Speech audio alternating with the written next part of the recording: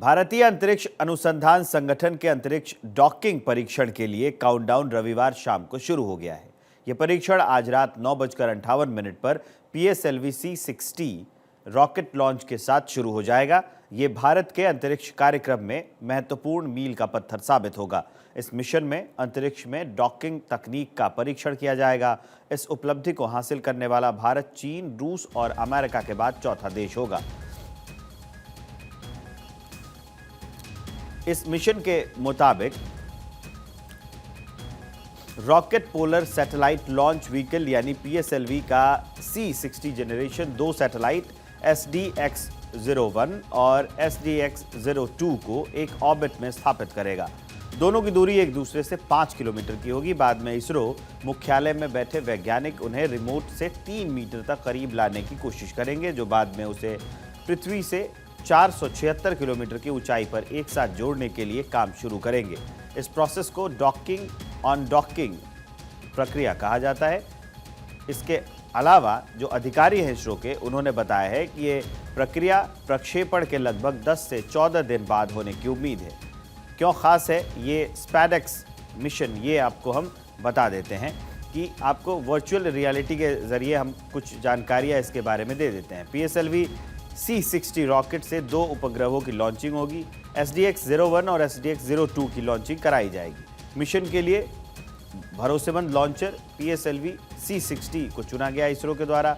दोनों उपग्रह 476 किलोमीटर की ऊंचाई पर स्थापित होंगे। जनवरी 2025 के पहले सप्ताह से तकनीकी परीक्षण शुरू होगा। डॉकिंग अनडॉकिंग तकनीक का जो परीक्षण है वो शुरू होगा। 2 उपग्रहों को जोड़ने का ये एक तरीका होगा। मिशन पर सभी देशों की नज़र टिकी हुई है। आप कहेंगे भला इतना बड़ा मिशन आम लोगों के जीवन पर क्या असर डालेगा?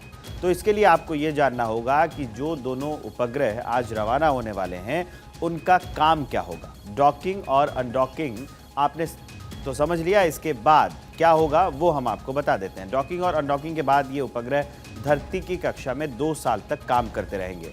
इन उपग्रहों का काम अलग अलग होगा, जैसे कि तस्वीर लेना, पृथ्वी पर मौजूद संसाधनों की जानकारी एकत्र करना।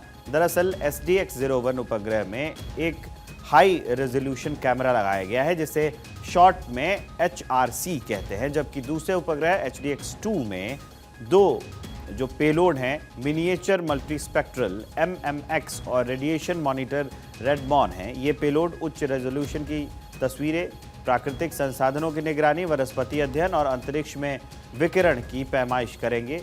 इन पेलोड का इस्तेमाल कई कामों में किया जा सकता है। इसके अलावा PSLV C-60 मिशन के तहत 24 अन्य पेलोड भी लॉन्च किए जा रहे हैं। ये पेलोड अलग अलग प्रयोगशालाओं, निजी स्टार्टअप और शिक्षण संस्थानों से हैं और इनका मकसद अंतरिक्ष में प्रयोग करना है।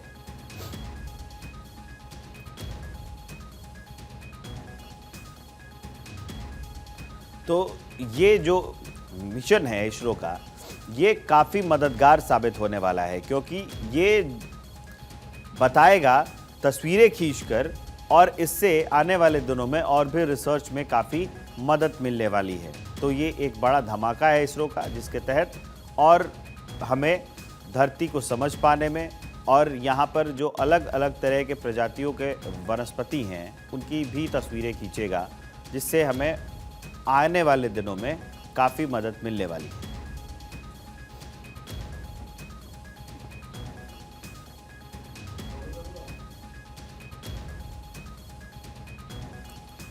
तो दूसरे इसमें 2 उपग्रह होंगे।